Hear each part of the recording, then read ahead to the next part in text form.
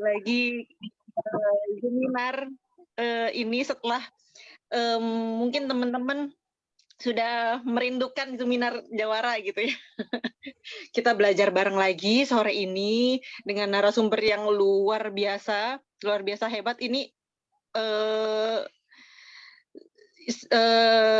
seorang wanita gitu, wanita pengusaha sukses, wanita gimana tuh ya kita sebagai wanita kan memiliki banyak peran ya. Kita nggak hanya sebagai istri, kita juga sebagai pebisnis gitu. Bagaimana cara bagi waktunya, dan Bu Helen ini perantau lagi dari Aceh ke mana Bu, ke Bandung, terus ke Sumatera Selatan, terus sekarang kemana lagi? Sekarang di Pondok Cabe ya? Sekarang di Limo, terakhir di Limo. Iya. Ibu kita sama, kita satu. Iya dong. Di mana ya Bu? Di mana Bu? Itu kafe terbaru kita itu di Limo, kira-kira 200 meter dari UPN. Belum pernah datang ya? Di mana Bu? Apa ya bilangnya? Kalau dari UPN arah ke Limo itu cuma 200 meter sebelah kanan. Itu ada namanya kedai roti ibu saya di sana. Roti bakar cuma 5.000. Oh, iya.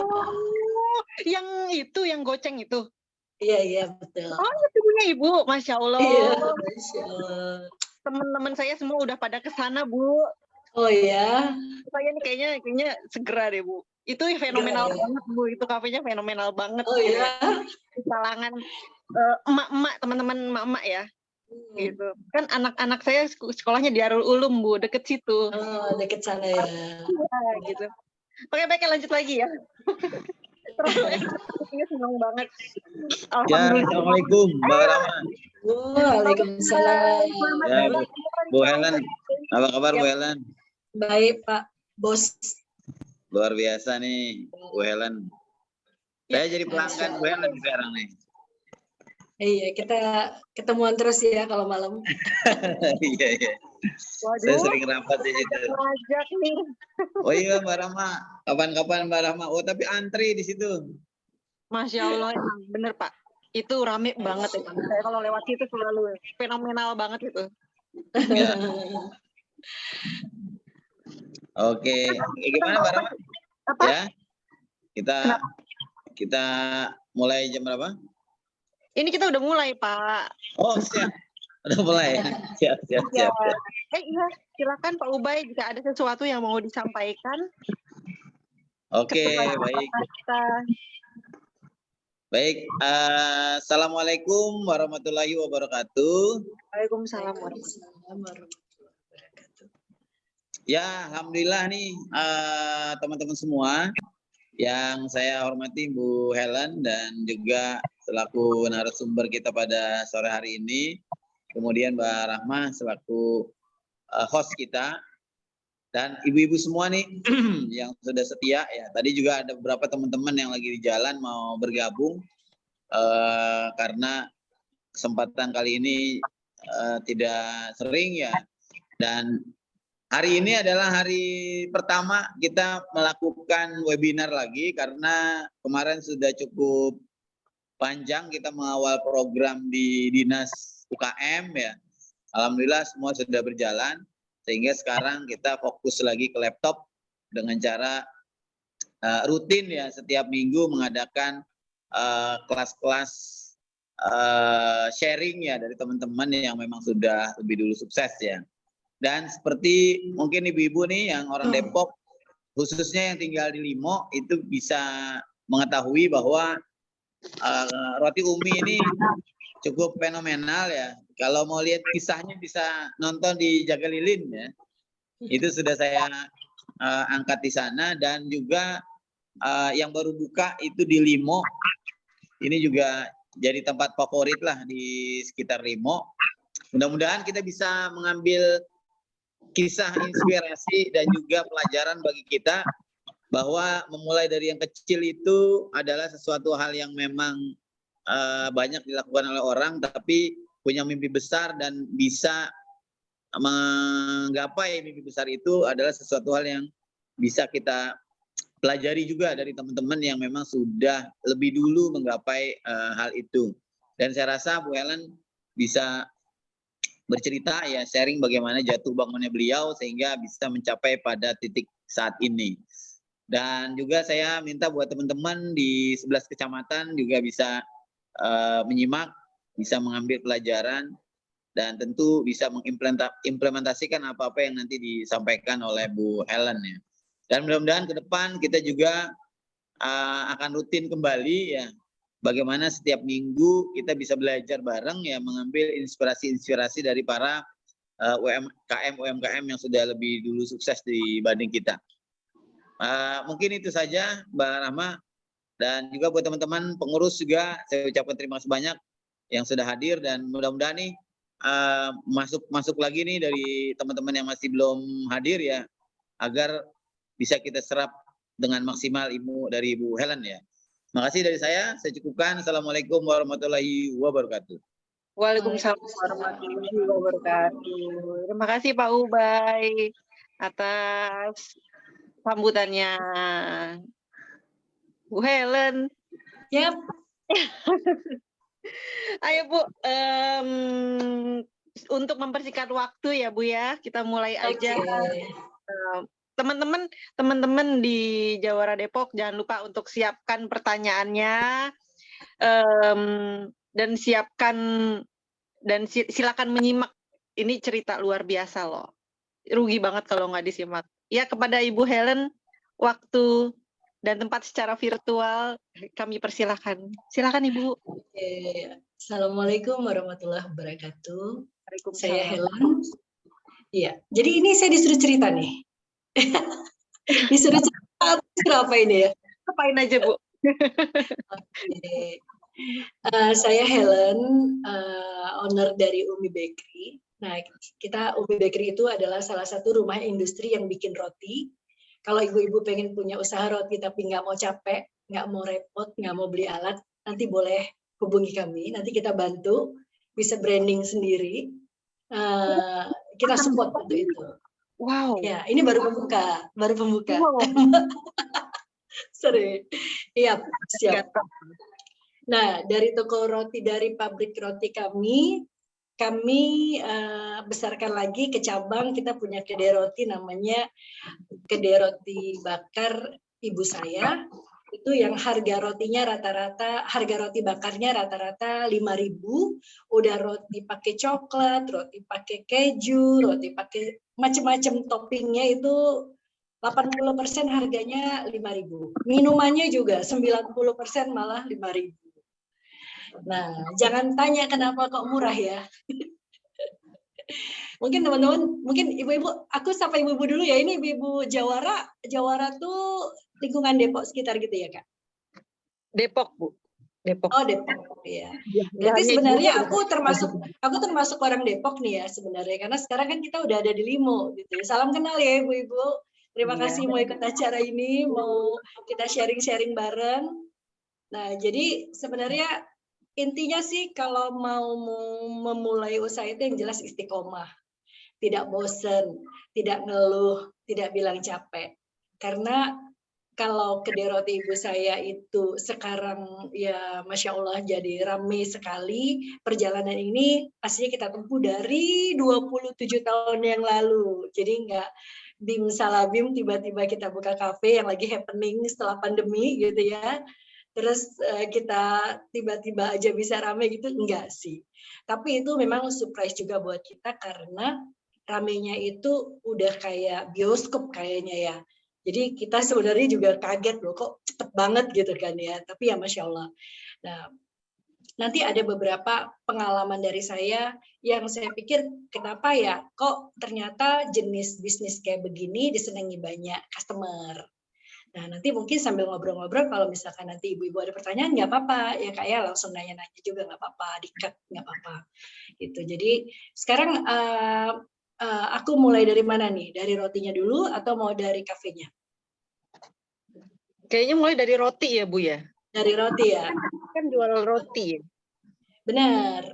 Ya. Nah, kenapa kita bisa jual roti bakar murah goceng?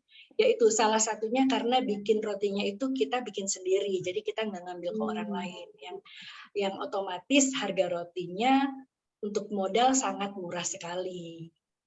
Nah, itulah kenapa dari pabrik roti kita langsung mengembangkan ke kafe supaya kita punya harga jual di kafe kita itu bersaing dengan kafe teman-teman yang lain. Nah, jadi buat bunda-bunda mungkin yang sudah mulai membangun bisnis kafenya, sudah mulai boleh pikirkan juga kira-kira apa nih kafe yang aku bakal bisa unggulkan dengan kemampuan-kemampuan yang kita bisa olah sendiri di rumah untuk salah satu menu dari kafe kita itu. Begitu. Nah, kalau bakery-nya kita ada di Pondok Cabe, mungkin buat teman-teman yang belum tahu, nanti bisa googling Umi Bakery by Helaju, itu kita ada di Pondok Cabe. Ada di Jakarta Timur, juga ada di Jati Asih. Kalau untuk kafenya sendiri, kita ada di Pondok Cabe juga, ada di Pamulang, kemudian ada di Limo. Nah, bagaimana proses saya dulu membangun bisnis roti ini? Sebenarnya sebagai ibu-ibu aku nggak pernah mimpi kalau punya toko roti kayak sekarang.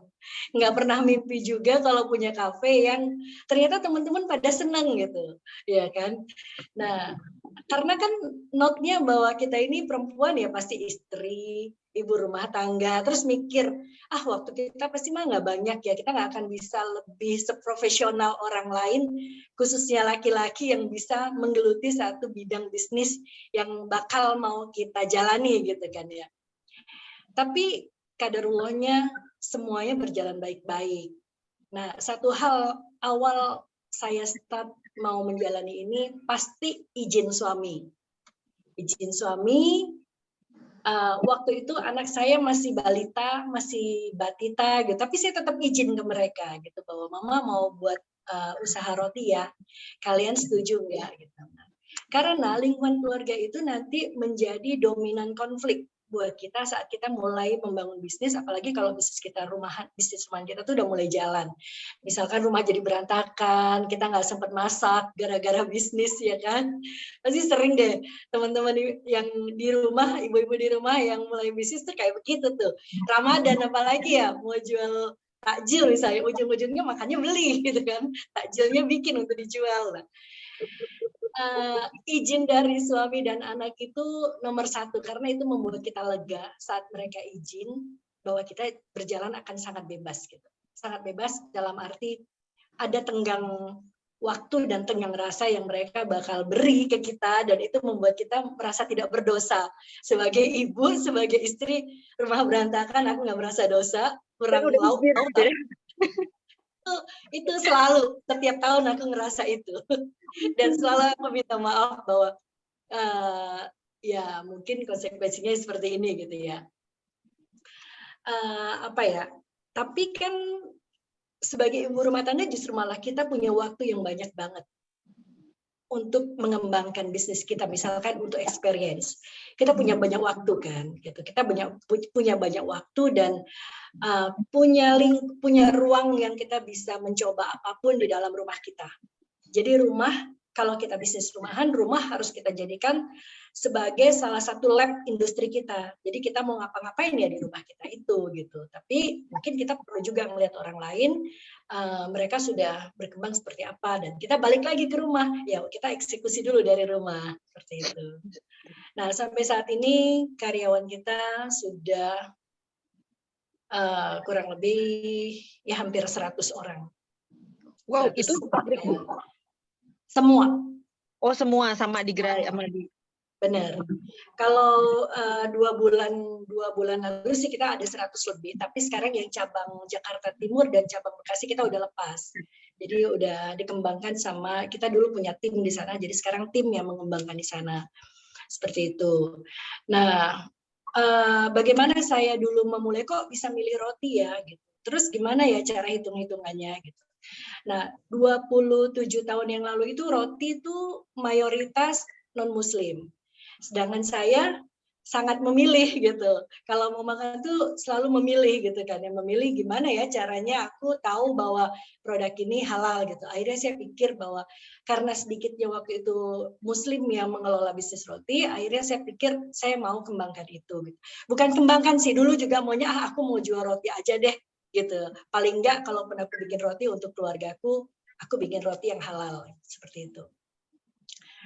Nah, langkah pertama yang setelah saya serius banget dan ngeliat bahwa oh ini ternyata punya peluang gede banget. Setelah aku belajar roti, setelah experience berapa kali dan coba-coba di rumah selama 2 tahun, itu cobain 2 tahun itu Kak. Nyoba gagal. Itu 2 tahun, Bu.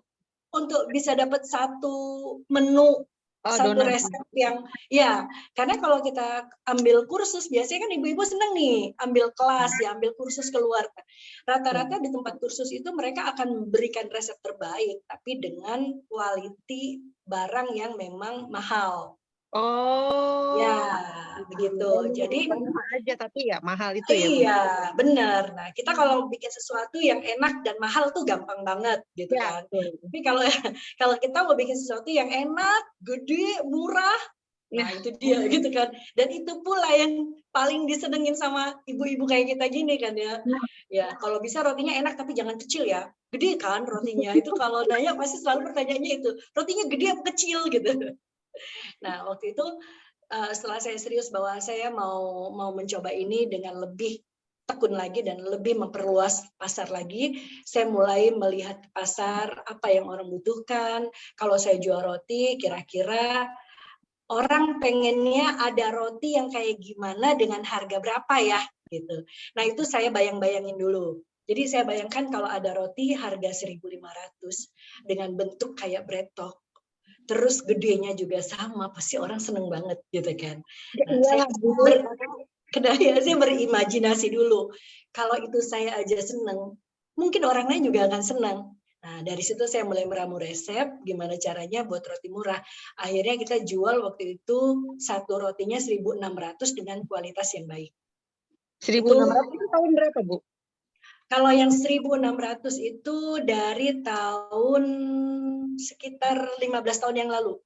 Wow. Nah, sekarang harganya ya setelah 3 tahun berjalan atau 4 tahun gitu kita baru naik ke 1.800. Kalau sekarang di harga kita 2.200. Jadi selama sekian tahun kita cuma naik berapa ratus perak gitu. Sekarang 2.200. 2.200. Itu murah banget loh. Iya, itu gede, enak gitu, sesuai tadi ya. Gede, enak dan murah gitu. Nah, baru lari ke strategi marketing. Apa strategi marketingnya waktu itu yang saya pikirkan gitu. Saya mikir, saya mau setiap kali teman-teman yang beli roti saya terus mikir, rotinya enak banget ya. Gede, murah, ini bisa dong aku jual lagi. Nah, saya pengen setiap kali orang yang cicipi roti saya, mereka selalu mikir hal yang sama. Mereka selalu mikir bahwa kita bisa jadikan roti ini sebagai peluang, sebagai solusi. Nah, Masya Allah, Alhamdulillah beberapa teman yang datang dan setelah mereka makan, mereka yang ngomong seperti itu, Bu. Aku bisa loh jual ini di kantor, ini murah banget loh. Aku bisa loh jual di warungku, karena ini murah banget. Gitu. Nah, itu salah satu trik marketingku di awal memulai bisnis ini. Jadi buat bunda-bunda yang sekarang udah punya produk, udah boleh dipikirin gimana caranya bikin produk yang bakal dicintai banyak orang. Saat orang lihat produk kita, orang mikir gitu dan bisa bilang, semuanya rame-rame ngomong, aku bisa jualin, ini enak banget loh produknya. Sayang banget ya dia nggak punya label misalnya. Aku bisa nge-labelin macam-macam tuh, pikiran orang udah mulai macam-macam. Karena produk kita mungkin yang kita pancing dengan ukuran yang gede, rasa yang enak. Nah, kira-kira kayak gitu deh. Mancing-mancingnya kira-kira kayak begitu gitu ya. Mancing loh, Bu, beneran. Mancing ya. Terpancing juga nih, Bu. Iya, karena sebenarnya banyak ibu-ibu nih ya, ibu-ibu ini selalu gini, kalau mereka menghargai produknya, mereka selalu bilang, aduh aku capek loh, ini ngerjainnya dari jam 2 malam, baru kelar jam 6, jam 7 pagi, ini nilainya nih mahal banget, karena aku capek banget. Gitu. Dan dia selalu menghargai dirinya bahwa dia yang melakukan itu.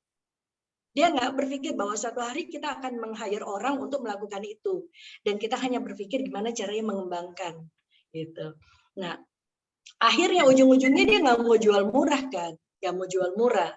Sebenarnya wajar sih kalau misalkan kita punya satu produk kita jual mahal, wajar banget dan itu nggak apa-apa.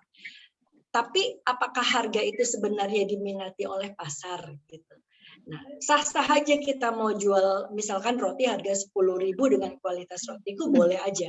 Tapi peminatnya ada nggak gitu. Jadi kalau aku selalu mikir, aku nggak mau bikin satu produk yang itu cuman seperti bazar. Aku nggak mau bikin produk yang itu cuma sekedar pameran yang orang cuma ngelihat tapi tidak tertarik gitu. Orang bilang bahwa enak banget gitu, tapi sayang harganya mahal. Nah, jadi aku sarankan buat ibu-ibu, buat teman-teman semua, kalaupun kita punya bisnis yang kecil, harus mulai difikirkan, jangan kita yang melakukan itu 100%, jangan kita totalitas yang lakuinnya. Kita harus panggil orang lain untuk bisa menggantikan peran kita di sana. Gitu. Karena kalau kita ngelakuin semua, sudah pasti kalau kita mulai dari bikin, marketing, itu udah nggak dapet banget. Kalau kita udah bikin, udah capek. Kita nggak sempat marketing lagi.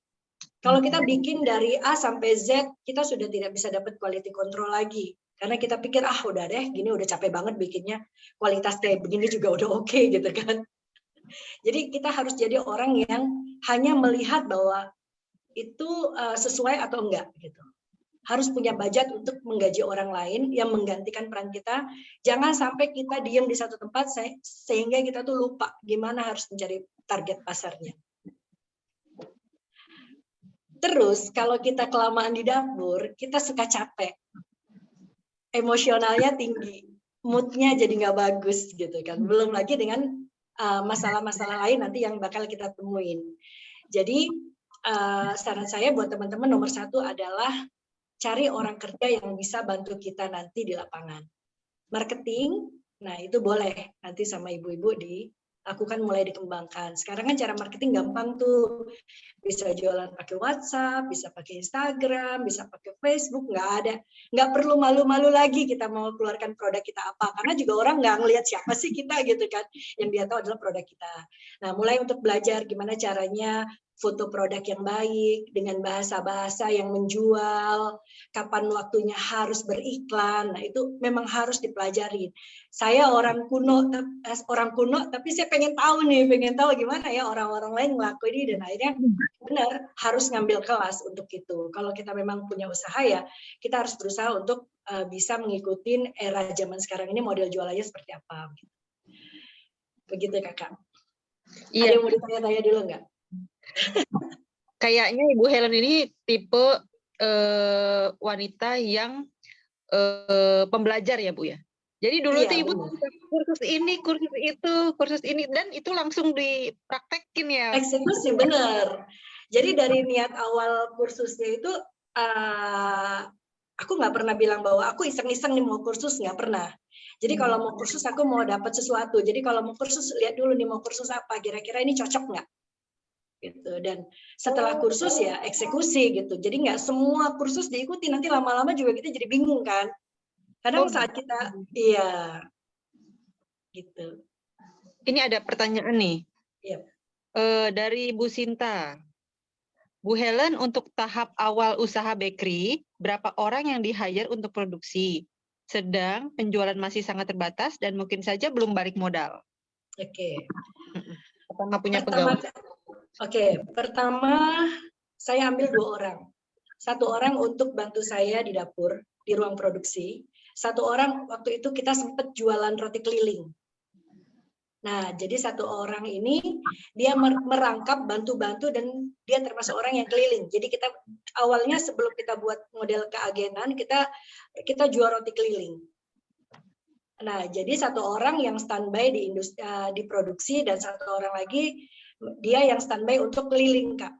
Gitu. Dan seperti itu. Keliling sekitar keliling, jual roti keliling pakai motor gitu.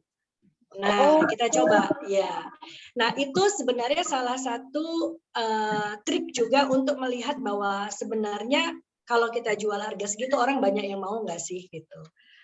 Nah, kalau buat satu lagi nih, aku merasa bahwa buat ibu-ibu, buat teman-teman yang suaminya masih kerja, yang setiap bulan ada pendapatan, kalau mau eksekusi untuk mulai bisnis harus disegerakan gitu. Karena dalam bisnis ini kan pasti kita ada jatuh bangunnya gitu.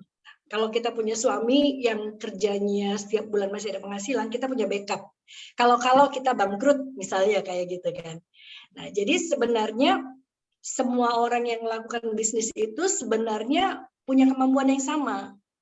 Hanya saja seringnya kalau misalkan seperti single parent ya atau suami yang mungkin kerjanya tidak setiap hari gitu. Nah, mereka untung tapi untungnya itu habis untuk kebutuhan rumah tangga, itu pengaruh. Jadi bisnisnya bergabung dengan kebutuhan hari-hari untuk sekolah anak, untuk makan, itu masuk ke dalam bisnis. Itu juga sebenarnya bukan tidak boleh. Banyak orang melakukan bisnis juga karena mereka butuh untuk itu gitu. Nah, tapi buat teman-teman yang mungkin suaminya masih punya kerja yang bulanannya tetap, kalau mau melakukan bisnis lakukan dari sekarang. Karena itu mendukung untuk kita punya tabungan di ranah bisnis kita. Misalnya kita hari ini dapat untung 10.000, besok 10.000, lusa 50.000, uang itu utuh untuk bisa kita pakai untuk kebutuhan ya, Ibu ya. ya. Nah, itu biasanya perkembangannya akan cepat banget. Karena itu tidak tercampur antara uang bisnis dan uang rumah tangga. Kalau ibu-ibu kan kayak saya dulu juga gitu, wah nggak mikir, tapi nggak mikirin ini harus dibagi, harus dipisahkan. Tapi setelah saya jalani lagi, saya pikir oh ya ini benar banget gitu. Jadi uang bisnis ya harus dipisah dan uang rumah tangga harus dipisah. Gitu. Dari sana kita baru mulai akan tumbuh semangat yang lebih gede karena oh ternyata ada untung ya. Gitu. Betul Bu. Betul. Tapi terkadang Bu, teori itu tidak praktek itu tidak semudah teori, Bu. Ah ya, kenapa ya? Gitu. Karena kita tahu uang bisnis dan uang pribadi, kebutuhan rumah tangga itu harus dipisah. Kita tahu, sangat amat menyadari gitu. Tapi ternyata praktek itu tidak semudah itu gitu. Padahal sebenarnya itu gampang banget. Caranya kalau saya ada satu tabungan yang memang itu untuk bisnis. Jadi setiap bulan harus dinolkan lagi. Nolkan lagi kita pindah bukukan ke buku yang lain. Nah, sampai akhirnya kita tahu nih di akhir bulan setelah kita gajian berapa sisa uang di buku tabungan bisnis kita. Jadi nggak usah hitung capek-capek pengeluaran ini segala macam gitu ya. Kadang gara-gara itu kita jadi nggak istiqomah, iya. Gara-gara itu jadi blank gitu kan. Betul. Lupa nyatet itu kebanyakan. Lupa nyatet, bener. Nyatet. Nih, wah pertanyaan langsung banyak nih Bu. Bu Helen, gimana manajemen keuangan untuk produk yang dijual dengan laba sedikit Bu? Kan Ibu jual. Betul. Gimana? Nah, waktu itu dengan pertama kali kita putuskan untuk menjual dengan harga 1.600, saya tahu bahwa saya nggak akan cepat kembali modal. Jadi saya tahu bahwa kemungkinan 1 tahun proses ini baru saya dapat. Jadi selama setahun bisa jadi saya rugi, begitu. Tapi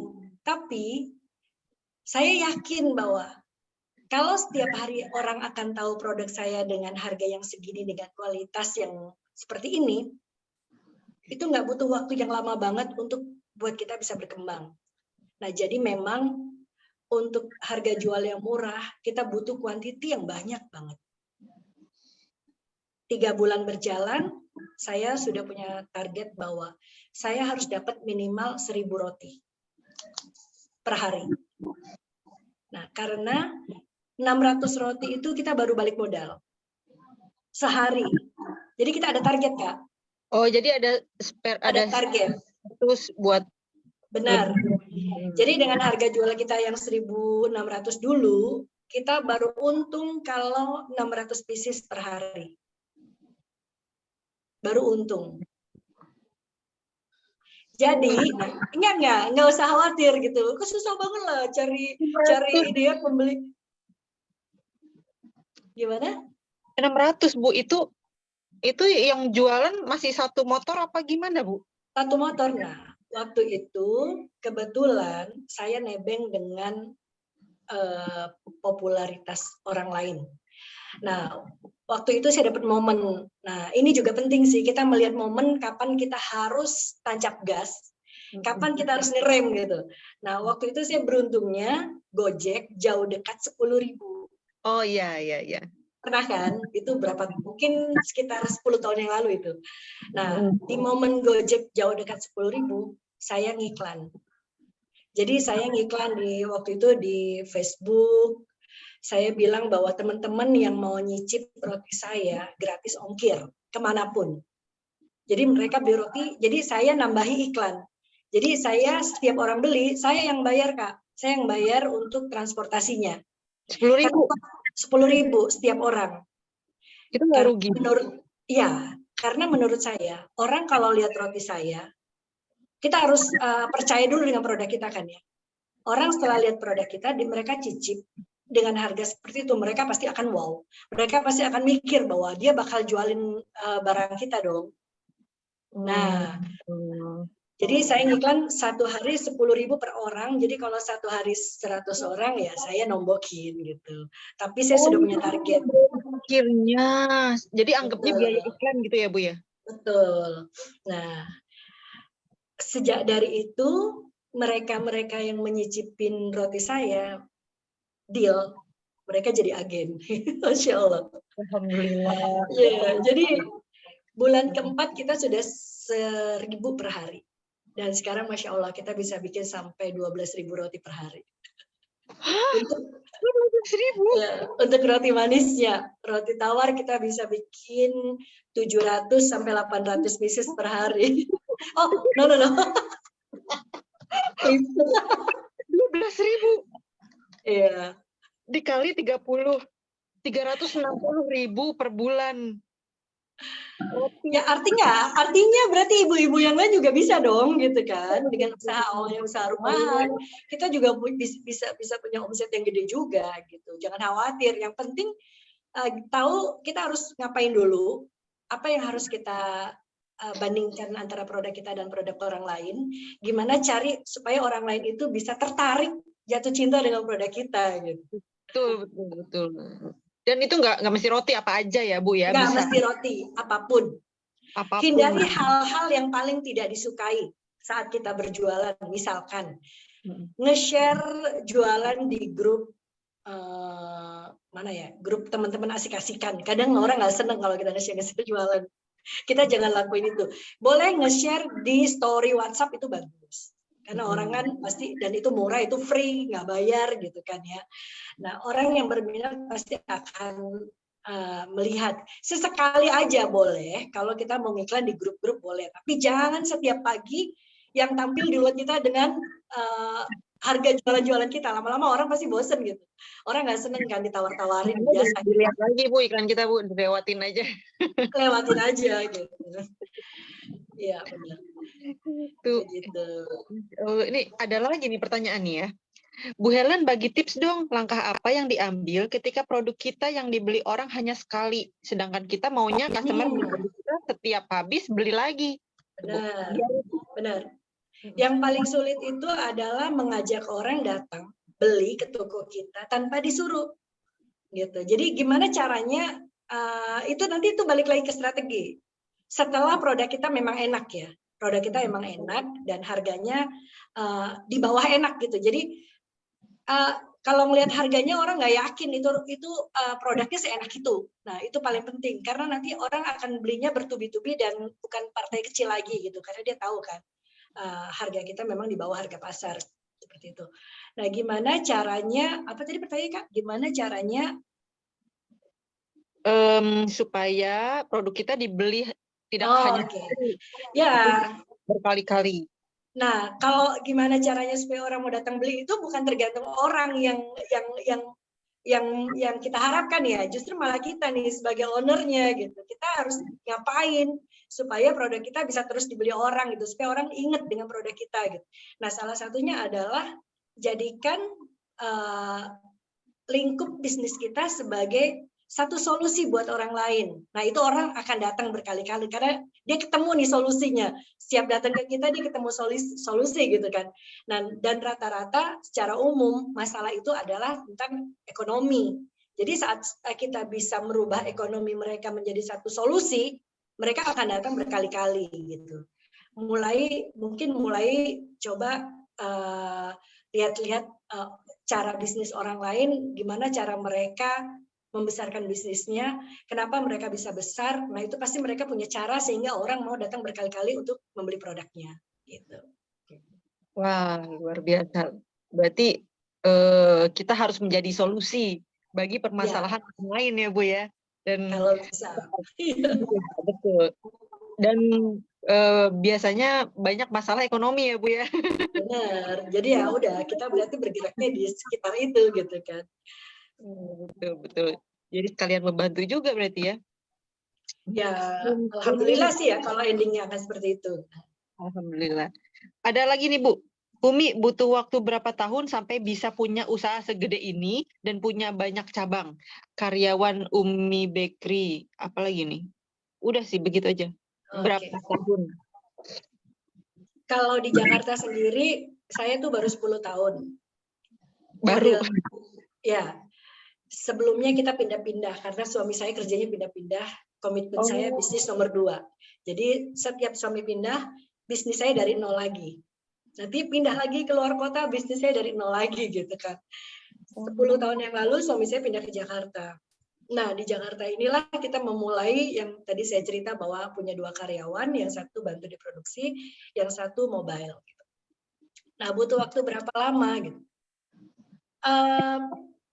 Waktu saya jalani dulu itu, karena kebetulan saya dapat momen yang pas, saya nggak butuh waktu yang sangat lama banget. Kurang lebih di tahun kedua, itu saya punya cabang kedua itu di Jakarta Timur. Tahun ketiga, saya punya cabang waktu itu di Geraha Raya Bintaro. Nah, setiap tahun sekali kita buka cabang. Jadi sebenarnya kalau cabang ini nggak kita share ke tim, kita sekarang udah punya 7 outlet sebenarnya. Oh. Nah, kenapa waktu itu kita buka dalam waktu yang berdekatan, setahun buka satu, setahun buka satu? Karena itu sebenarnya permintaan customer. Oh, supaya dekat. Supaya dekat. Karena problem mereka cuma satu, bahwa saat mereka mau ngambil ke Pondok Cabe, karena kita pusatnya di Pondok Cabe, itu kejauhan dengan mereka yang ada di Jakarta Barat. Akhirnya kita ngobrol waktu itu agen. Saya bilang ya udah, coba Bunda cari pasar sehari 1000 roti. Kalau misalkan 1000 roti itu dapat, kita akan buka di Jakarta Barat. Nah, kebetulan alhamdulillah dapat. Akhirnya kita buka di Jakarta Barat. Jakarta Timur juga gitu. Kalau kamu dapat 1000 roti per hari, kita buka di Jakarta Timur. Begitu terus gitu. Jadi bukan buka karena mau buka ya, tapi buka memang karena permintaan dari area setempat, mereka butuh yang lebih dekat gitu. Oh, jadi kalau misalnya ada yang menyanggupi 1000 piece per hari, boleh langsung buka di situ itu. Waktu itu iya. Nah, sampai terakhir 5 tahun yang lalu kita buat model seperti itu. Nah, tapi berhubung sekarang ternyata ya itu nggak bisa dipungkiri sebagai istri, sebagai ibu ya kita nggak bisa yang terlalu lasak banget gitu ya, jadi perempuan harus standby juga. Jadi yang kenapa? Ada cabang di Bandung juga ya? Ada, kita punya cabang di Bandung. Nah, itu pabriknya gimana Bu? Di Bandung juga atau gimana Bu? Ada Benar. juga? Iya, setiap cabang kita itu punya pabrik sendiri-sendiri. Oh, iya, jadi cabang itu ya. Benar, jadi kita punya tim yang nanti kita rolling setiap sebulan sekali, kita pindah-pindahkan ke setiap cabang. Oh gitu. Waduh, ini pertanyaan gak berhenti-berhenti ini. Nih, Bu Helen pertama kali mau jualan roti, apakah Ibu melakukan testimoni atau memberikan sampel-sampel dulu untuk mengetahui bahwa produk yang kita jual itu memang enak dan layak dijual? Oke.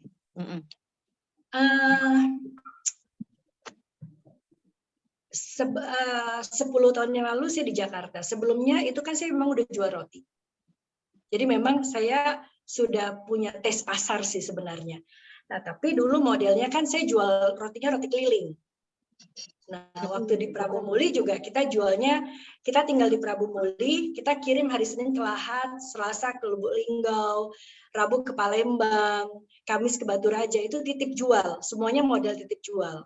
Konsinyasi. Dulu, konsinyasi. Nah, sebenarnya dari sana kita udah tahu tes pasar kan sebenarnya itu. Nah, saat saya pindah ke Jakarta dan memulai bisnis yang lebih serius lagi, saya sudah merasa bahwa sebenarnya di pasar orang tidak menolak dengan harga roti dan rasa roti kami gitu. Jadi waktu itu saya tinggal gimana caranya memulai untuk memperluas marketing. Marketing ya yang saya fokuskan 10 tahun yang lalu. Nah, waktu itu Di Jakarta tuh masih titip jual nggak, Bu? Kenapa? Di Jakarta tuh masih titip jual nggak sistemnya? Awalnya, awal saat saya belum ada pembeli saya titip jual dan itu banyak ruginya sebenarnya gitu kan. Oh. Karena kalau titip jual sebenarnya kita bersaing dengan orang lain yang nitip juga di warung yang sama gitu. Jadi kalau kita hari ini kita kirim roti kita posisinya di depan, 2 jam lagi nanti ada roti orang lain yang ngirim juga, roti kita tuh bisa pindah. Dan itu beresiko. Kenapa? Akhirnya kita buka model keagenan supaya meminimalkan lagi resiko-resiko yang dulu pernah kita rasakan. Oke, jadi berubah model bisnisnya menjadi langsung keagenan gitu ya? Benar, iya. Gitu. Lalu Bu Helen bagi tips dong gimana caranya efektif merekrut karyawan di posisi usaha kita masih sangat kecil. Oke. Mungkin bisa disambi kali ya. Misalnya kita punya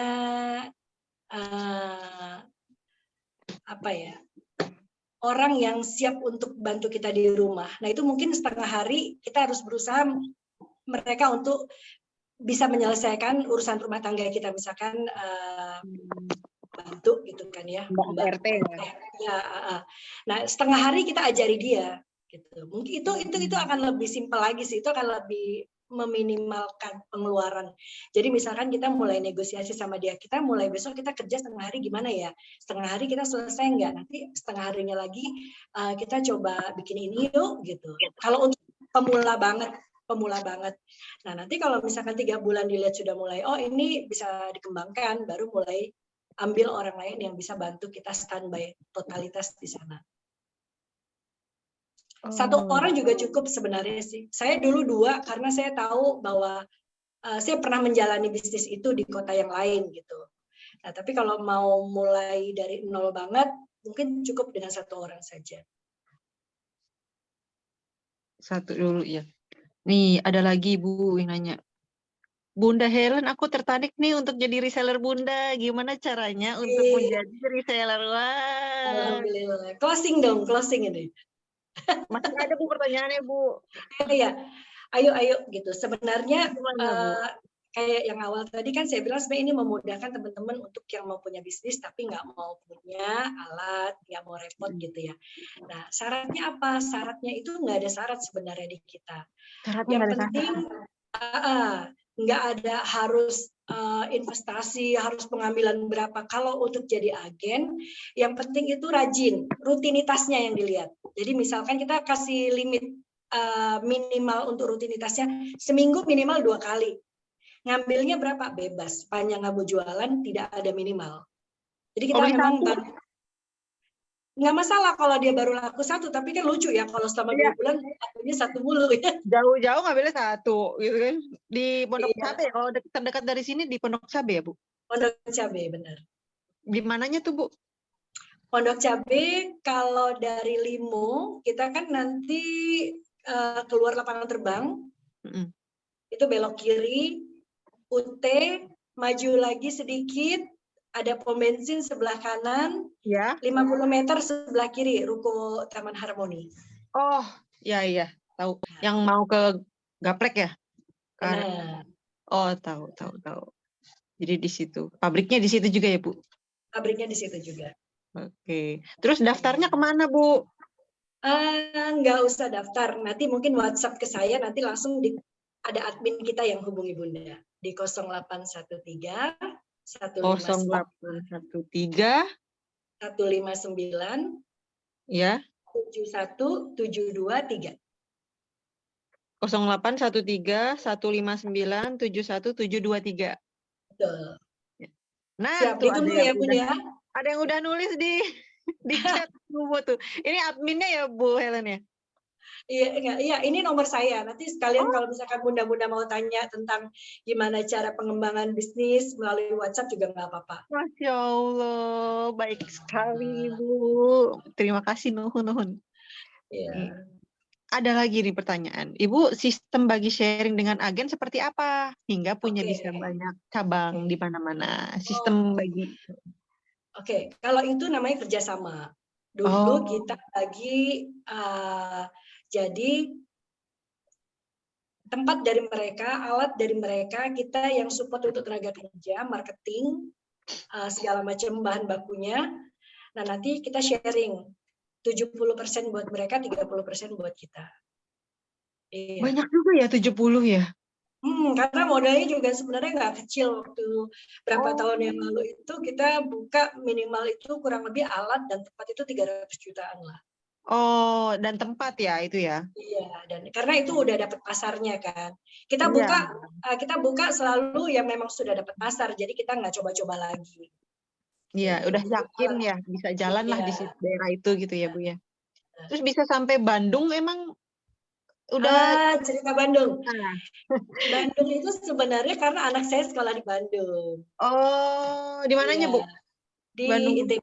ITB, di SBM-nya. Oh, ITB itu berarti di ITB itu di Dago ya? Dago. Iya. Oh, Kita wah di itu. Taman Sarinya, bukan di Dagonya.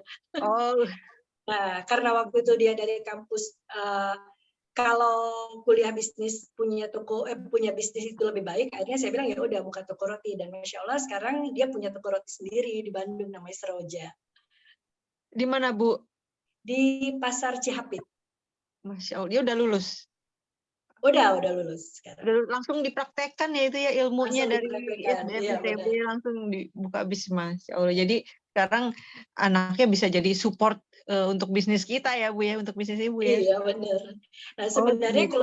kelebihan kita nih, ibu-ibu, kalau kita melakukan hal yang positif, biasanya anak lebih merasa mendarah daging gitu.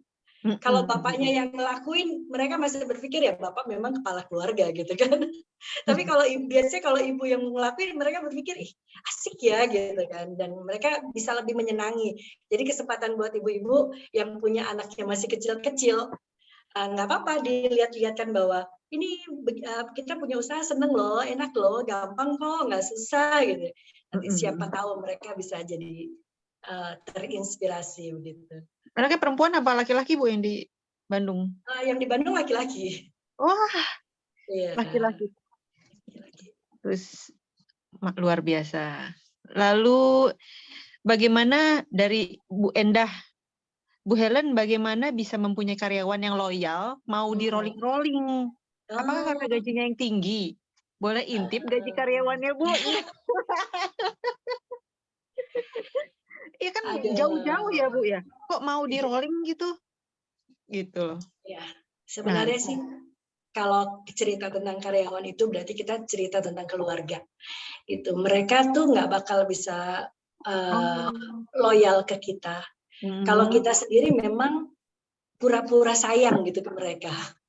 Gitu. Jadi kalau di sini sih kita sistem keluarganya memang sangat diutamakan gitu. Jadi saya harus nganggap mereka ya anak-anak saya gitu. Mereka anggap saya orang tua mereka gitu. Jadi mereka nggak boleh baper kalau mereka dinasihati gitu. Mereka nggak boleh tersinggung kalau saya marah gitu. Dan saya juga nggak boleh marah kalau mereka manja-manja gitu kan ya. Nah, saat hubungan itu sudah terjalin, mereka akan bisa melakukan apapun gitu, karena mereka bukan merasa melakukan untuk orang lain gitu, tapi ya tempat mereka sendiri kan. Nah, kalau untuk gaji sih pertama masuk ya kita gaji kecil di sini. Pertama masuk itu 1,2 1.350.000 itu pertama masuk. Tapi kita dapat makan 3 kali, dapat tempat tinggal. Jadi mereka gaji ya murni utuh gitu ya. Bisa utuh ya. Utuh, betul. ya. Seperti itu. Oh gitu. Jadi tempat tinggal di kontrakan di dekat situ gitu ya? Enggak, kita ada mes sih. Kita ada mes sendiri untuk putra dan putri. Ya. Oh, khusus disiapkan untuk pegawainya luar biasa. Bagaimana caranya Ibu untuk mendelegasikan produksi ke asisten Ibu? Itu penting banget karena orang banyak mengeluh bilang bahwa kita nih ngajarin gitu, dia pinter dia keluar bikin sendiri. Iya kan begitu pasti tahu resepnya dan lain-lain Ibu ya. Benar. Gimana? Yang membuat ini mudah adalah kita tidak pernah simpan resep. Jadi di sini di tim kita semua anak harus pinter. Jadi misalkan kita punya produk baru, saya ngajarin 1 orang. Itu dalam waktu 2 bulan dia harus bisa ngajarin 3 orang lagi. Gitu. Nah, jadi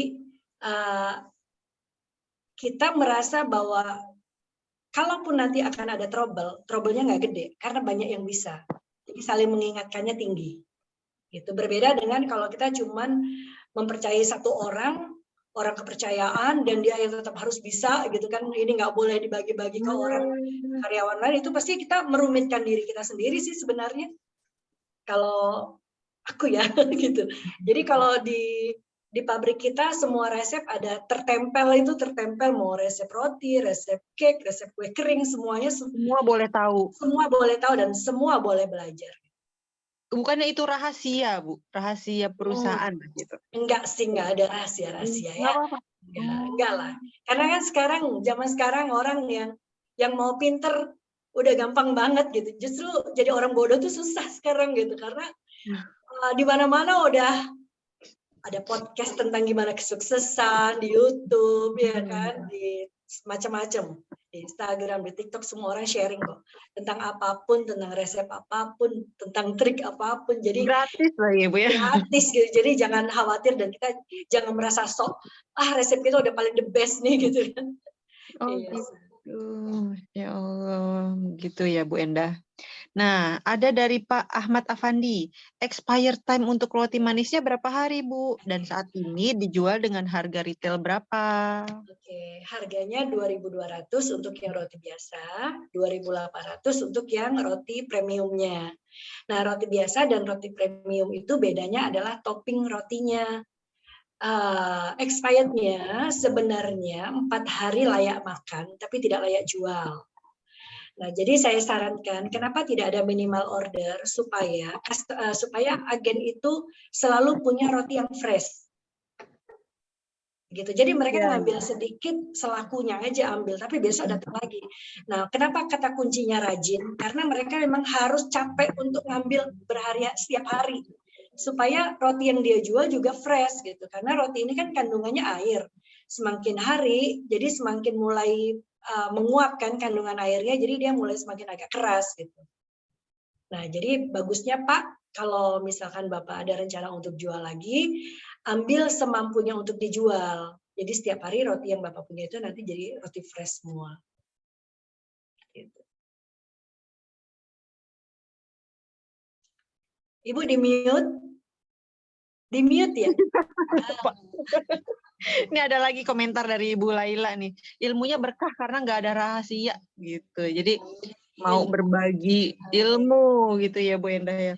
Iya. Terus yang saya tonton di channel Jaga Lilin itu Ibu pernah jualan di perkantoran ya Bu ya? Oke. Pernah. Itu belum cerita tuh Bu. Oke, di kantoran itu tahun 2001. Itu di mana Bu? Saya pernah, jadi awalnya dulu waktu kita mulai merintis untuk mencari-cari celah, kita sempat jual yang premium quality. Saya jual di Tamrin, di Sudirman, di Cempaka Putih, itu di gedung-gedung perkantoran. Itu nyewa tempat gitu ya Bu? Oh ya, kita sewa tempat yang dulu per meternya itu $, gitu kan. Yang makannya bule gitu, tapi mereka makan dan minum, duduknya lama, belinya 1, dan itu saya bukan tipe saya untuk bisa nunggu seperti itu gitu. Nah, dari situ bule kayak gitu Bu? Enggak boleh. Masuk artinya orang kalau kita jualnya di perkantoran, mereka tidak akan membeli dalam kuantiti yang banyak. Oh iya, secukupnya. Karena kan karena mereka cuma menghabiskan waktu istirahat aja gitu kan. Oh iya. Nah, Makanya kenapa dari itu kita rubah model jualannya, karena saya pengen orang belinya kuantitinya nggak sedikit. Gitu kan.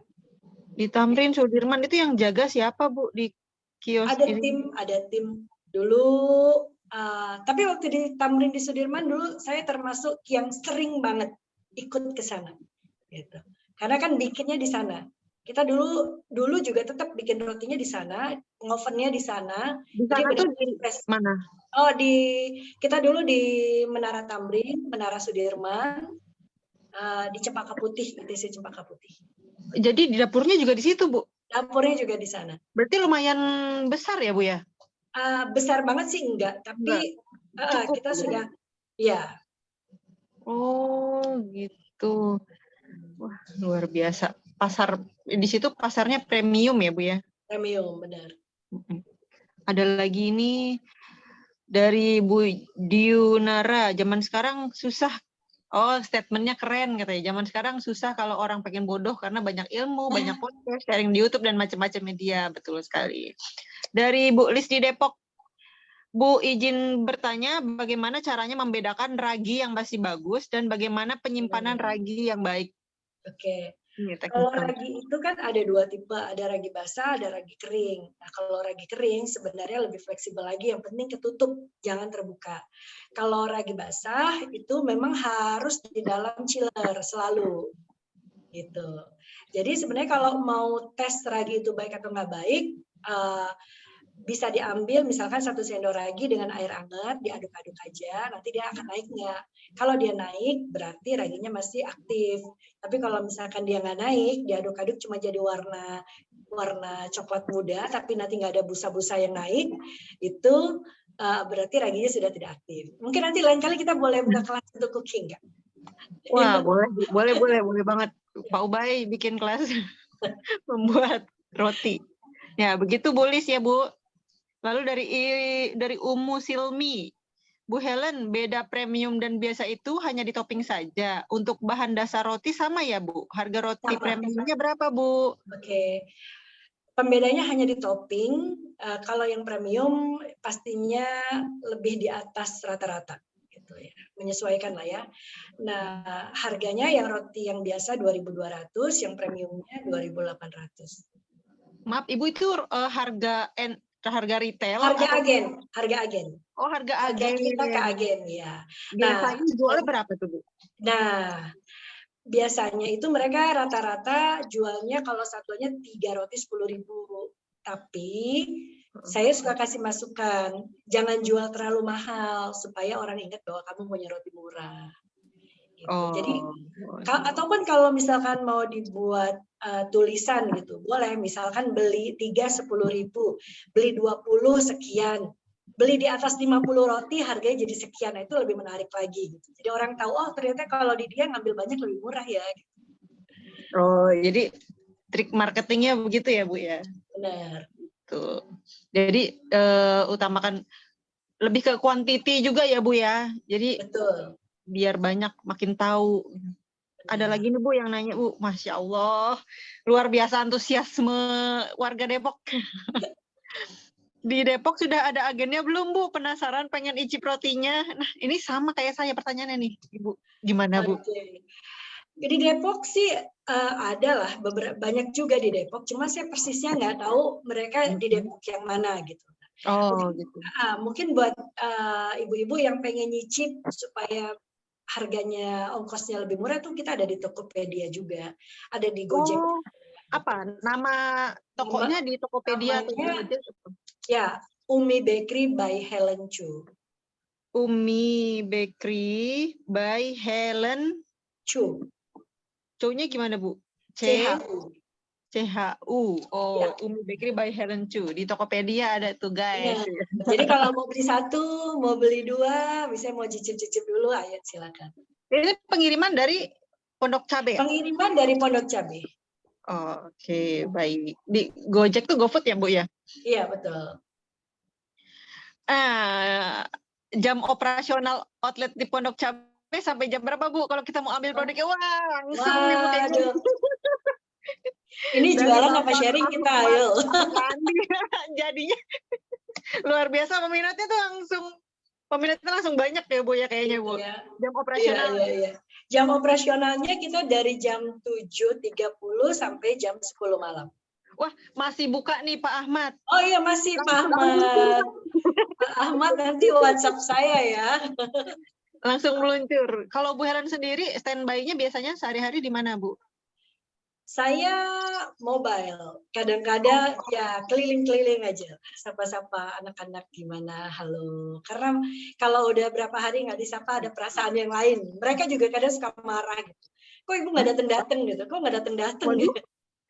Ini seorang pegawai sampai ngangenin bosnya gitu Bu. Itu luar biasa berarti. Udah kayak ibu sendiri kali. Malah Ya, ditanya kapan datangnya. Kan biasanya kalau pegawai itu malah gimana kalau bos datang gimana. Ini malah ditanya ya, malah disuruh datang. Masya Allah. Jadi ibu kerjanya jalan-jalan aja ya sekarang setiap hari. jalan-jalan. Enak. Nah, ini pertanyaannya terus-terusan nih Bu. Mau dari Bu Dara, mau Bu kelas bakingnya karena saya masih belum menemukan formula roti enak, besar, dan murah. Oke, siap. Nanti kita adakan di Limo ya. Oke, Pak Ubay. Kita colek Pak Ubay. Ayo Pak. Terus lanjut Bu Helen, saya Bu Sari Agustin. Bagaimana agar produk kita bisa naik kelas dengan mempunyai banyak cabang? Apa slogan kunci kesuksesan dari Umi Bakery? Slogan kunci. Slogan kuncinya. Kita tuh selalu buat hashtag peluang usaha. Oh, gitu. Jadi membuka peluang usaha buat teman-teman yang memang pengen mau punya bisnis gitu. Sebenarnya bisnis itu kan nggak harus kita yang bikin sebenarnya. Zaman sekarang juga orang banyak ya bisnis yang makhluk orang lain gitu kan. Nah, cuma nanti mereka branding lagi gitu. Jadi sebenarnya jangan khawatir kalaupun Umi Bakery punya pabrik roti dan ibu bapak nanti jualan roti kita, jangan khawatir. Jangan lupa bikin brand sendiri gitu. Ya. Bisa polos ya, dijualnya polosan ya Bu? Kalau kita tidak ada brand Umi Bakery-nya. Oh Plastik gitu. kita itu ya nggak ada tulisan Umi Bakery. Kita hanya ada sedikit motif lah supaya tidak terlalu polos. Gitu. Untuk retail pun nggak ada ininya Bu? Sama. Oh, jadi kita tinggal bikin stiker, kita tempel di situ, kita jual lagi. Itu bebas ya Bu ya? Bebas. Tanpa, udah diizinkan ya sama Ibu ya? Wah, keren. Nah, sebenarnya itu juga trik salah satu buat teman-teman yang jualan ya, yang punya produk di sini. Kita jangan fokus banget mau gedekan brand kita juga gitu. Kalau kita mau model dengan cara bisnis yang besar gitu. Kita harus lupakan sejenak bahwa orang jangan semua kita harap mengenal brand kita. Tapi gimana caranya orang mau rame-rame ngambil roti ke kita dengan disebar lagi dengan banyak brand di luar sana gitu. Nah, itu lebih menggampangkan kita untuk produksi dengan kelipatan yang banyak. Jadi kaki kita banyak ya, tangan kita banyak ya Bu ya. Jangan egois, Yang penting lu beli ya pakai merek gua dong, misalnya begitu kan. Dan ini bisa berlaku selain roti apapun ya Bu ya. Apapun.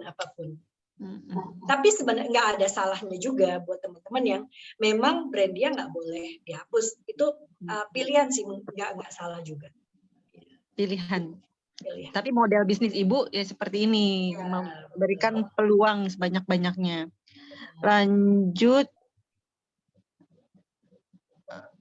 Ibu, apa dalam membuat roti itu harus menggunakan garam? Oh iya, benar. Garam itu adalah salah satu penyeimbang dari ragi dan gula. Jadi kalau lupa, kayaknya garam itu sepele banget. Tapi garam itu sangat dibutuhkan untuk ragi bisa berkembang maksimal. Gitu. Padahal notnya biasanya kalau orang bikin roti, kalau naruh ragi jangan barengan dengan garam, gitu kan ya.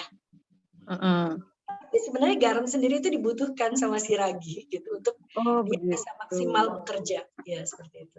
Jangan lupakan garam ya guys. Jangan lupakan garam guys.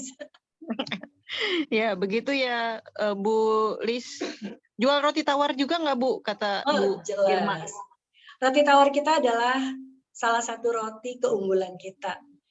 Ada 10 slice, yang lembut banget, itu harganya cuma 5.000. Itu harga agen, Bu?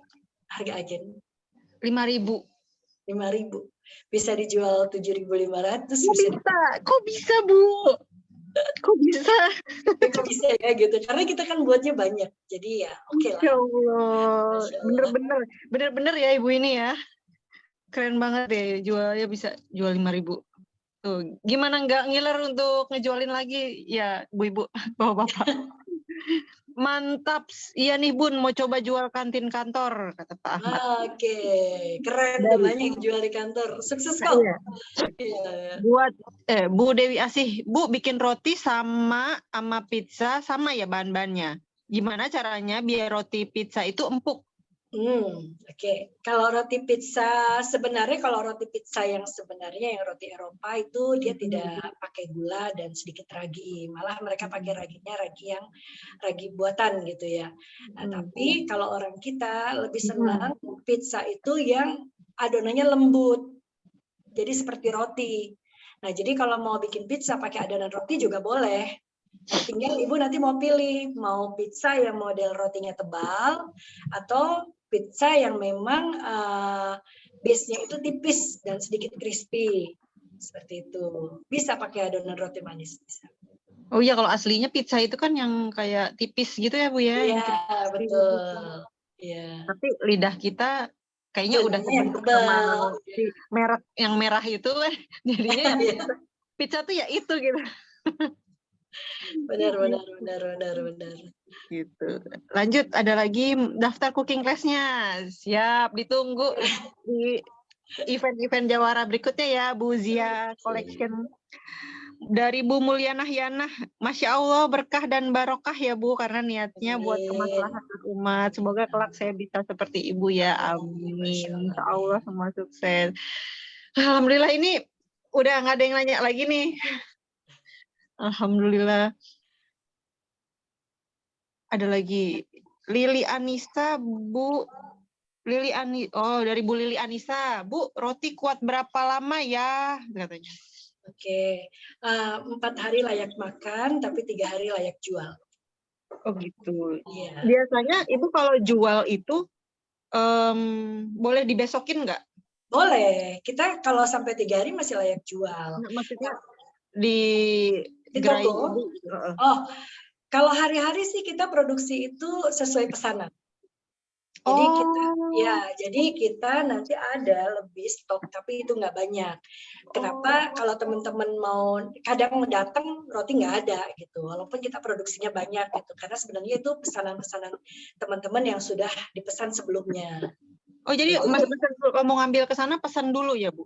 Baiknya pesan dulu gitu. Tapi kalau misalkan hanya sedikit mungkin adalah 1-2 seperti itu. Bu, ini misalnya kita mau datang nih ke Pondok Cabe untuk nyoba jualin lah ibaratnya. Itu langsung dikasih harga agen apa harga retail? Nanti buat teman-teman yang ada di Zoom, nanti bilang aja sudah info dari Ibu Helen dapat harga agen langsung. Wow. Alhamdulillah. Gitu ya Bu ya. Jadi nanti teman-teman yang langsung alamatnya deh Bu. Oh iya, kalau nanti sulit nyarinya bisa di map Umi Bakery by Helen Chu. Iya. Apa Bu? Di map Umi Bakery by Helen Chu, nanti Pondok Cabe. Oh, jadi di map udah ada ya, guys ya. Jadi ada. Umi Bakery by Helen Chu. Kalau mau langsung datang ke Pondok Cabe, bilang nanti sama yang jaga di sana, bilang sama adminnya bahwa gimana Bu? Udah enggak, anggota Zoom Jawara aja udah tahu. Anggota Zoom Jawara Depok. Iya. Dapat harga spesial. Tiap hari buka ya Bu ya? Tiap hari buka. Oh gitu. Oke, baik. Wah, kita dikasih privilege teman-teman untuk mendapatkan langsung harga agen gitu. Berapa aja boleh. Nah, kalau tadi kan targetnya kan seminggu 2 kali ngambil ya Bu ya. Nah, kalau misalnya enggak tercapai, misalnya enggak gimana Bu? Ada kalau misalkan benar, kalau misalkan ritme pengambilannya jarang, nanti akan otomatis dapat harga satuan. Harga satuan. Harga satuan. Kalau jadi kita di toko ini ada jual 2 harga. Pertama harga agen, kedua harga satuan. Nah, harga agen ini buat teman-teman yang memang mau jual kembali. Harga satuan adalah buat customer yang datangnya memang untuk konsumsi, bukan untuk jual lagi. Seperti itu. Jadi kalau ritmenya nggak rutin misalkan seminggu minimal 2 kali. Nah, dengan catatan untuk dijual lagi. Kalau misalkan tidak memenuhi syarat itu, mereka akan dapat harga satuan. Minimal ngambil untuk agen berapa? Maksudnya gimana nih? Minimal ngambil untuk agen berapa? Untuk agen minimal pembelian berapa? Mungkin maksudnya seperti itu ya. Kalau untuk agen tidak ada minimal order, yang penting benar untuk dijual kembali. Oh gitu. Tantangannya apa aja, Bu? Tantangannya ya berarti tantangan paling sulit adalah berani ngambil untung sedikit saat menjualnya kembali gitu. Oh gitu, jadi nyari kuantitas ya teman-teman. Iya, gitu. Karena kalau misalkan kita jual harga yang tinggi banget, pesaingnya pasti banyak. Gitu. Ada yang nanya harga satuannya berapa, Bu? Nah, harga satuannya itu yang 2.200, harganya di 2.500. Oh, beda 300 doang? Beda 300 doang. Gitu. Jadi nggak apa-apa ya dapat harga satuan ya.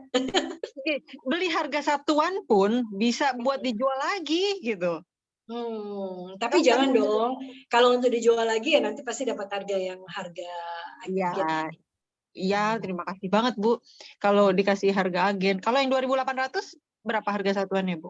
Harga satuannya 3.500. Oh, gitu. Jadi nambah 700. Iya. Gitu. Lanjut, berapa lama usaha Ibu settle dari merintis hingga besar seperti saat ini? Ini kayak tadi ada yang udah nanya kayak gini ya. Mungkin dia belum nyimak. Oke. Berapa tadi 10 tahun ya, Bu ya? 10 tahun ya. Tapi gini, jangan dipersulit.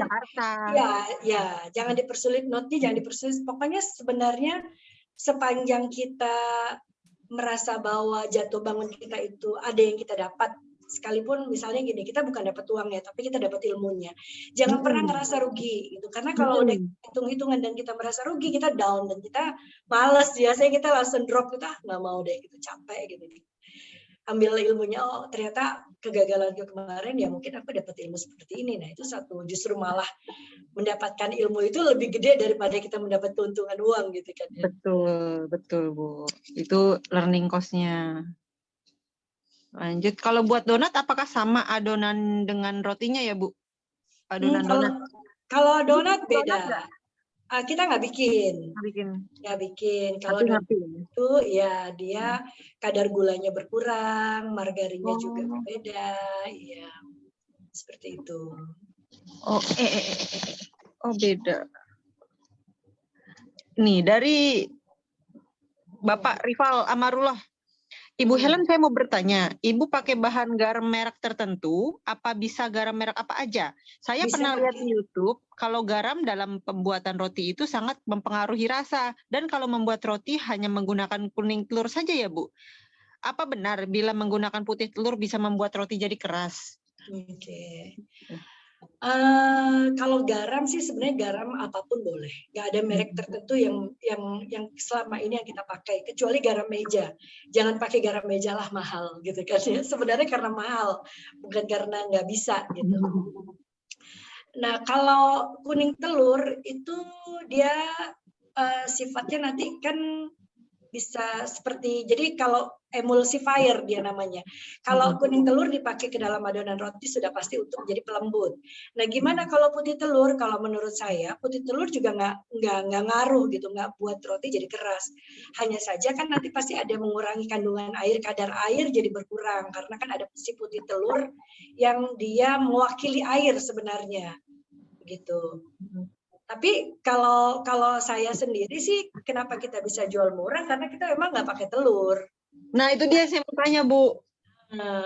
Kok bisa? Bisa gitu ya. Jadi kita memang nggak pakai telur.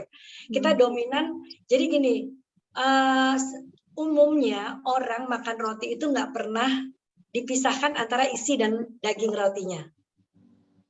Misalkan topping stroberi.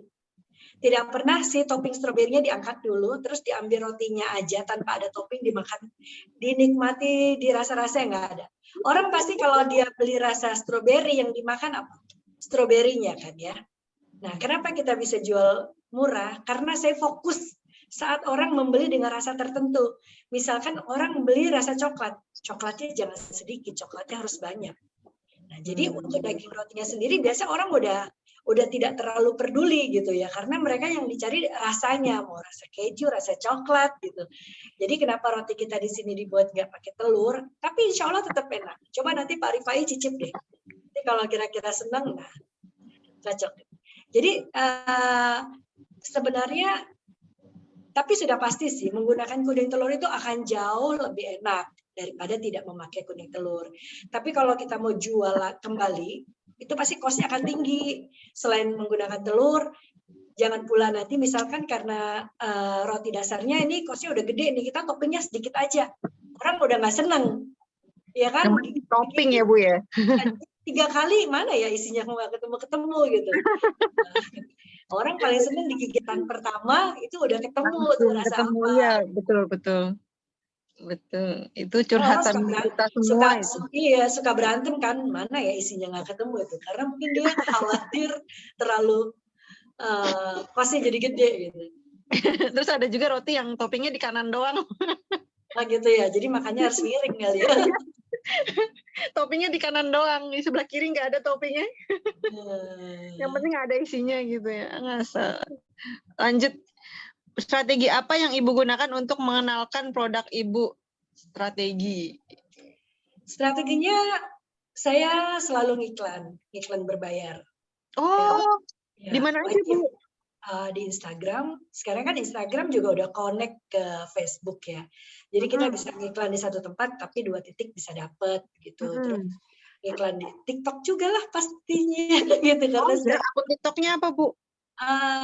Umi Bakery by Helen Chu sama. Oh sama, Masya Allah, TikTokan juga. Iya. Itu TikToknya juga yang berbayar ya Bu ya? Berbayar. Ada TikTok apa yang kayak keranjang kuning gitu-gitu. Enggak. Saya enggak gitu. Saya cuma punya rumah di TikTok. Buat branding aja ya. Yang saya berbayarnya, misalkan saya buat satu cerita di sana, itu yang kita iklankan, yang kita upkan seperti itu. Sekarang kita kalau nggak ngiklan buat ibu-ibu ya, buat teman-teman yang jualan tuh ketinggalan gitu. Ketinggalannya kan apa? Kita nggak ngiklan, orang lain sudah ngiklan. Orang lain sudah ngiklan, kita ngiklan, orang lain ngiklan pakai endorse lagi gitu kan. Wah, jadi iya. Memang iya, sekarang udah mulai, kalau dulu jangan ketinggalan. Iya, kita kalau dulu kita jualan online nggak seramai sekarang gitu. Kalau sekarang udah sangat ramai. Sekarang semua orang punya online shop Bu. Iya, benar.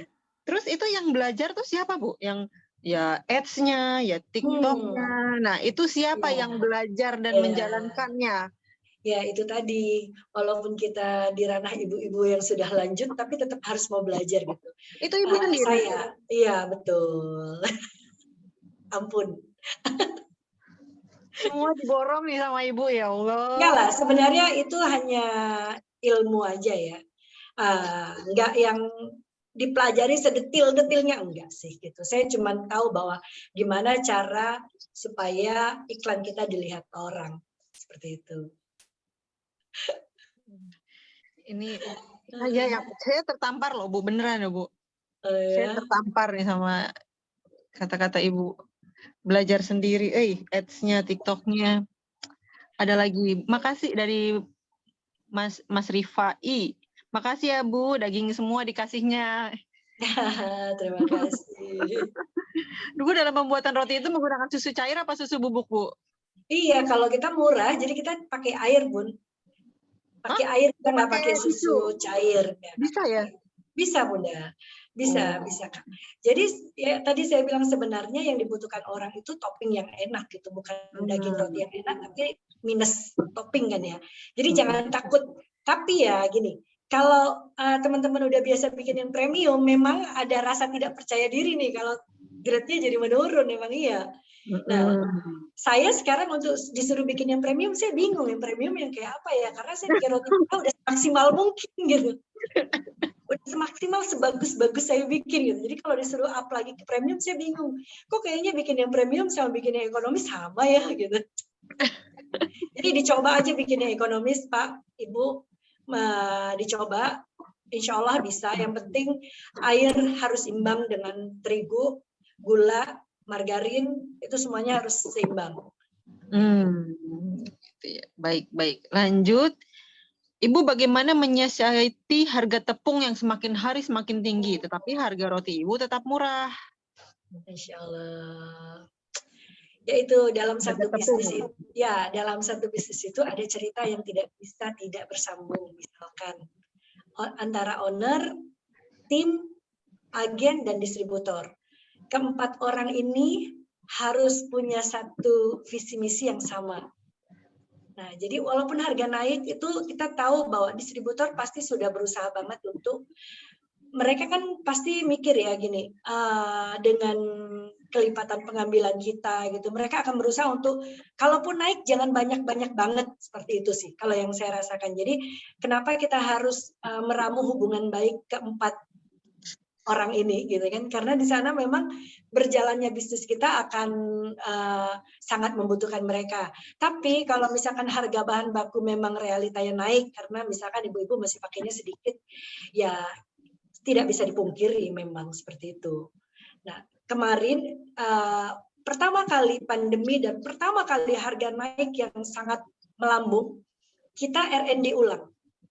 Kita sempat R&D ulang gimana caranya supaya kita tidak menaikkan harga, tapi kualitas kita tetap baik. Hal-hal seperti itu emang dibutuhkan sih. Jadi kalau misalkan Bunda, misalkan selama ini pakai satu resep baku itu tidak harus selamanya baku, harus dibuat fleksibel saat kita di posisi yang darurat. Misalkan kita selama ini pakai telur. Nah, pakai telur, terus dengan harga bahan baku naik, gimana caranya nggak pakai telur tapi tetap enak? Nah, itu harus R&D lagi. Jangan bosen-bosen. Jangan bilang capek, harus menyenangi. Sehingga nanti yang didapat juga semuanya happy-happy juga kan. Oh, ternyata bisa kok telur diganti sama apa ya? Misalkan yang selama ini kita pakai margarin yang kualitasnya rendah, kita pakai sedikit yang lebih mahal tapi dengan gramatasi yang sedikit, yang lebih sedikit. Nah, itu bisa mengimbangi juga dan itu mesti latihan memang. Gitu. Oh, gitu. Nanti lama-lama pinter ya, Bu ya. Lama-lama Jangan bisa, cepat menyerah. Ya, dan jangan satu resep terus harus pakai resep itu. Gitu kan, walaupun nanti dunianya sedang kacau balau, kita tetap nggak mau merubah gitu. Akhirnya kita nanti terbelenggu sendiri. Harus membuka diri juga untuk banyak masukan-masukan dari teman. Fleksibel ya. Fleksibel ya. Lanjut. Aduh, banyak banget ini. Ayo Bu bikin konten tentang Umi Bakery. Siap-siap, mau dong. Nah, konten apa nih maksudnya? Rora Edel, dari Ibu Rora Edel. Berapa budget awal untuk iklan berbayar dalam 1 bulan?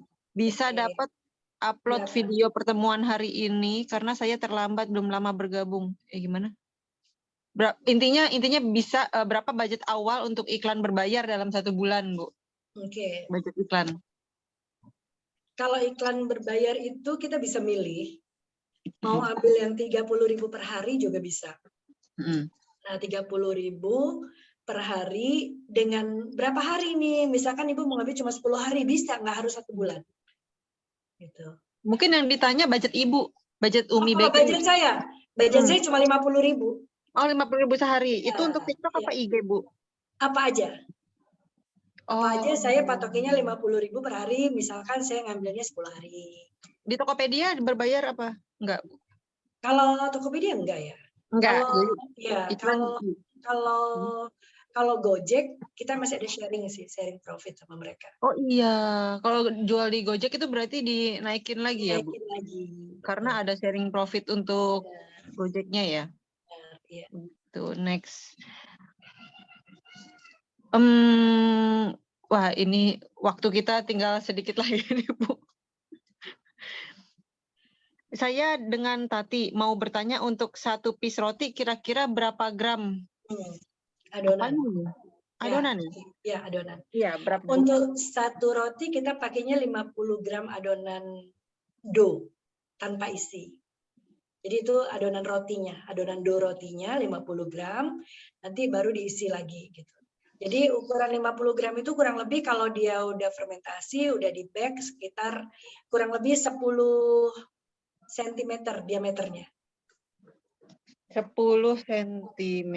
Oh, standar roti ya, Bu ya? Standar roti. Oke, baik. Nggak terasa, Bu, udah di penghujung waktu kita Zoominar ini. Masya Allah, nggak seru banget ya, teman-teman. Flashback lagi. Jadi, Ibu Helen ini adalah owner Umi Bakery by Helen Chu. Beliau ini memulai usahanya 27 tahun yang lalu. Itu mulainya di mana, Bu? Jakarta ya? Di Balikpapan. Hah? Saya baru dengar lagi. Di Balikpapan. Pokoknya muter-muter Indonesia lah. Balikpapan, Aceh, Palembang, Prabu Muli, terus sekarang terakhir di Jakarta. Masya Allah, ini udah nyobain asam garam berjualan roti. Konsisten di roti ya, Bu ya? Konsisten, harus konsisten. Allah. Mungkin ada rencana ke depan Ibu mau usaha apa lagi setelah buka kafe, pabrik roti, agen banyak di mana-mana. Mungkin Ibu mau bikin apa? Bikin apa lagi, Bu? Ke depannya? Kayaknya enggak deh. Sementara ini masih fokus saja. Masya Allah. Nah, jadi Umi Bakery by Helen Chu ini membuka peluang untuk kita, untuk bapak-bapak, ibu-ibu di Jawara Depok, untuk menjadi resellernya ya, Bu ya. Iya, dan syaratnya itu nggak ada syarat. Syarat itu rajin, lalu minimal kalau mau jadi reseller itu seminggu 2 kali ngambilnya, itu di pabriknya di Pondok Cabe. Alamatnya searching aja di Google, Umi Bakery by Helen Chu. Nomor Ibu Helen di 0813 159 71723. Itu dengan nomor Bu Helen sendiri. Tadi sudah ada yang share di chat ya. Lalu,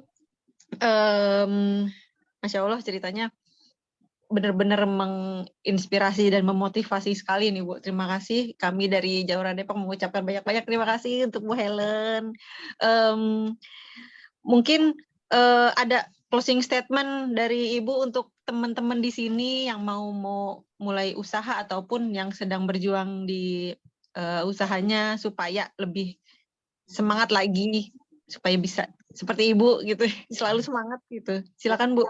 Ya, buat ibu-ibu semuanya ya, yang pasti istiqomah dan belajar terus gimana cara mengembangkan produk yang kita punya. Karena sekarang memang wajib untuk bisa melihat ke depan apa yang harus kita lakukan dengan banyak belajar, dan itu banyak yang free, ikutin terus gitu. Dan jangan lupa tadi satu, supaya kita lapang, jangan lupa izin suami dan anak-anak di rumah, itu aja. Iya. Masya Allah. Jadi izin suami dan anak-anak itu membuat jalan kita semakin membuat ajaran kita lancar, insya Allah, amin ya. Semoga usaha Ibu Helen semakin berkah, lancar, jaya, dan teman-teman di Jawara Depok ini juga usahanya juga lancar. Terima kasih Ibu, di banyak yang mengucapkan terima kasih di chat. Terima kasih Ibu, ilmu dagingnya. Teman-teman, ini rekaman ini akan ada di channel Jawara Depok di YouTube ya. Terima kasih Bu Helen atas ilmu pengalaman diberikan, sukses untuk kita semua. Amin. Dan kita sudah di penghujung acara, jam 17.30 kita harus closing Ibu. Sampai ketemu di lain kesempatan. Iya, terima kasih. Senang banget saya ada di sini, bisa ngobrol sama Ibu. Saya harap suatu saat kita bisa ketemu ya Ibu ya. Baik, kita tutup ya Bu ya. Zoominar Jawara Depok sore ini dengan mengucap alhamdulillah rabbil alamin. Subhanaka wa bihamdika asyhadu an la ilaha illa anta astaghfiruka wa atubu ilaik. Wassalamualaikum warahmatullahi wabarakatuh. Waalaikumsalam.